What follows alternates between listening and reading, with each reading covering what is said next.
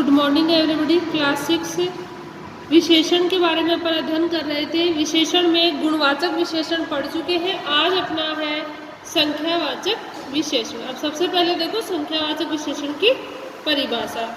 जो विशेषण किसी संज्ञा या सर्वनाम की संख्या का बोध कराता है उसे संख्यावाचक विशेषण कहते हैं। अब जैसे देखो उदाहरण देखो बच्चों, 5 रुपये, कुछ लोग, 10 लड़कियां, सब विद्यार्थी। ये क्या है? संख्यावाचक। जैसे 5 रुपए है, यहाँ पर रुपयों की संख्या बताई जा रही है। कितने हैं? 5 रुपए। तो कौन सा विशेषण हुआ? संख्यावाचक विशेषण। अब संख्यावाचक के भी भेद होते हैं। एक निश्चित संख्यावाचक होता है, एक अनिश्चित होता है।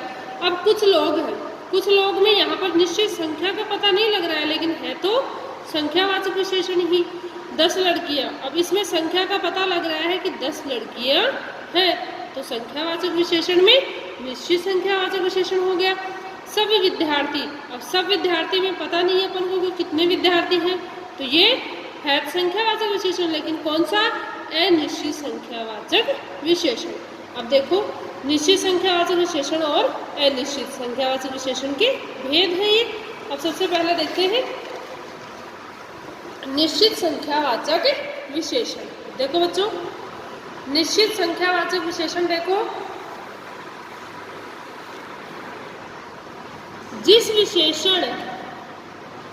विशेषण से व्यक्ति या वस्तु की निश्चित संख्या का बोध हो उसे क्या कहते हैं? निश्चित संख्यावाचक विशेषण कहते हैं। अब निश्चित संख्यावाचक, फिर इसके भी 5 भेद होते हैं। अब इसमें देखो 5 भेद कौन कौन से होते हैं? अंक बोधक, जैसे 1, 2, 5 अंकों की संख्या हो रही है। क्रम बोधक, जैसे क्रम है पहला, दूसरा, तीसरा। फिर है आवृत्ति बोधक, जैसे किसी वस्तु के लिए कि ये उससे तिगुनी है, दुगुना है, दुहरा है, तिहरा है। फिर होता है समूह बोधक या समुदाय बोधक। इनको अलग अलग भी लिख सकते हैं, एक जगह भी लिख सकते हैं। अब समूह बोधक में जैसे तीनों, दोनों, पांचों, सभी के लिए आ रहा है ना। अब समूह बोधक या समुदाय बोधक अलग अलग भी लिख सकते हैं और एक साथ भी लिख सकते हैं। अब देखो बच्चों, निश्चित संख्यावाचक विशेषण, सॉरी अनिश्चित संख्यावाचक विशेषण। ये तो था निश्चित संख्यावाचक विशेषण, अब है अनिश्चित संख्यावाचक विशेषण। अब अनिश्चित में देखो, जिन विशेषणों से विशेष्य की संख्या का निश्चित बोध नहीं होता है उन्हें क्या कहते हैं? उन्हें अनिश्चित संख्यावाचक विशेषण कहते हैं। अब जैसे देखो उदाहरण देखो बच्चों, कुछ लोग, थोड़े से फल, कुछ एक लड़के, बहुत से रुपये आदि। ये सब क्या है? अनिश्चित है ना।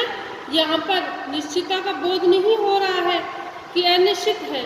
थोड़े से फल, अब फल कितने भी हो सकते हैं, थोड़े से फल दिए हुए हैं, कुछ लोग, तो यहाँ पर निश्चित नहीं है कि कितने लोग खड़े हैं। कुछ एक लड़के, यहाँ भी निश्चित नहीं है। बहुत से रुपये, यहाँ भी निश्चित नहीं है कि कितने रुपये हैं। तो ये हो गया अपना अनिश्चित संख्यावाचक विशेषण। अब है बच्चों अपना थर्ड परिमाणवाचक विशेषण। अब देखो परिमाणवाचक विशेषण, जो विशेषण, अब इसकी परिभाषा देखो बच्चों, जो विशेषण किसी वस्तु की माप या तौल संबंधी विशेषता बताते हैं उन्हें क्या कहते हैं? परिमाणवाचक विशेषण कहते हैं। अब जैसे देखो, थोड़ा दूध, 2 मीटर कपड़ा, ये क्या है? परिमाणवाचक विशेषण। अब परिमाणवाचक जैसे अपना संख्यावाचक था ना, वैसे ही परिमाणवाचक विशेषण के भी 2 भेद होते हैं, संख्यावाचक, निश्चित परिमाणवाचक और अनिश्चित परिमाणवाचक। अब निश्चित में हो जाएगा, जैसे 2 मीटर कपड़ा है, नाप तौल संबंधी है ना, वस्तु की माप या तौल संबंधी विशेषता परिमाण में हो रही है, तो यहाँ पर माप तौल में जैसे 2 मीटर कपड़ा है, 2 किलो दूध है, तो ये तो हो गया निश्चित में।